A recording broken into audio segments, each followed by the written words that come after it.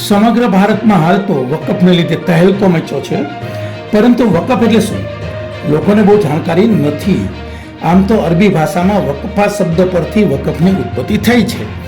વકફનો અર્થ કેદ, દાન, પ્રતિબંધ, પકડવું, રોકવું, વસ્તુની સ્થિરતા કે બંધન વગેરે થાય છે.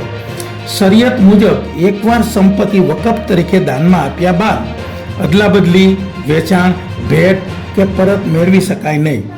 વકફમાં સંપત્તિ દાન આપનાર દાતાને વકીફા કહેવાય છે. ભારતના તમામ વકફ બોર્ડ 1995 હેઠળ કાર્યરત છે.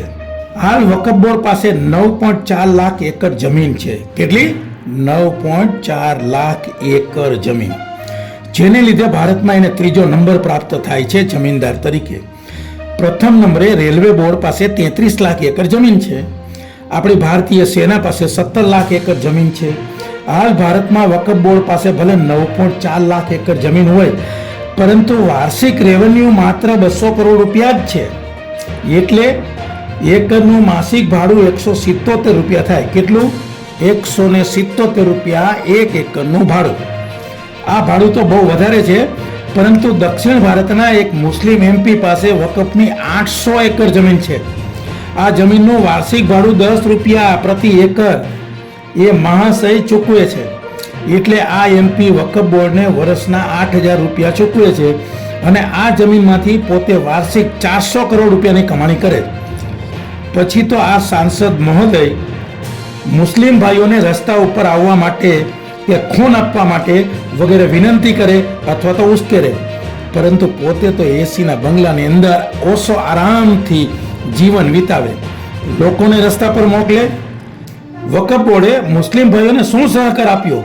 આજ સુધીમાં વકફ બોર્ડે કેટલા નાના ગરીબ મુસ્લિમ ભાઈઓ માટે યુનિવર્સિટી, કોલેજ, સ્કૂલ કે હોસ્પિટલ બનાવી હોય તો કહો.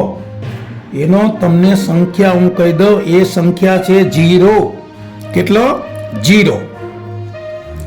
સંસદમાં વકફ સંશોધન બિલ 2 એપ્રિલે 2025ના દિવસે મોડી રાત્રે 288 વિરુદ્ધ 235 મતે પસાર થયું અને રાજ્યસભામાં 3 એપ્રિલે મોડી રાત્રે 128 વિરુદ્ધ 95 મતે પસાર થયું. રાષ્ટ્રપતિ સાહિબા દ્રૌપદી મુર્મુજીએ આમાં સાઇન કરી દીધી, એટલે આ ખરડો બની ગયો. હવે આ વકફ બોર્ડની મિલકતનો હિસાબ કિતાબ સરકારને આપવો પડશે. બસ પ્રશ્ન અહીંયા ઊભો થાય છે. વિપક્ષ, મૌલવીઓ, સંસદ સભ્યો, રાજ્યસભાના સદસ્યો, લઘુમતી અગ્રણીઓને ઘી કેરા બંધ થઈ જશે અને વકફ બોર્ડનો સીધો લાભ ગરીબ મુસ્લિમ બિરાદરોને મળશે. એ જ પ્રશ્ન છે.